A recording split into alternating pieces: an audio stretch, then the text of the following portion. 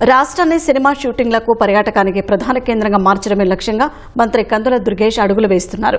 The AI ఎరా bridging creativity and commerce థీమ్తో నేటి నుంచి 2 రోజుల పాటు ముంబై జుహూలోని జెడ్యూ మారియట్ హోటల్లో జరగనున్న ప్రతిష్టాత్మక సిఐఐ బిగ్ పిక్చర్స్ సమ్మిట్ 2025లో పాల్గొనేందుకు ఆయన బయలుదేరి వెళ్లారు.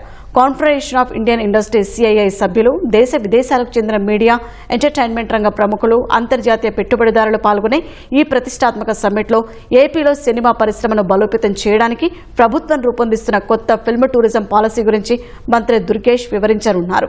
ఏపీలో అంతర్జాతీయ స్థాయి ఫిల్మ్ స్టూడియోలు, డబ్బింగ్ థియేటర్లు, పోస్ట్ ప్రొడక్షన్ యూనిట్ల ఏర్పాటు ఆవశ్యకతను తెలిపి పెట్టుబడిదారులను ఆహ్వానించనున్నారు.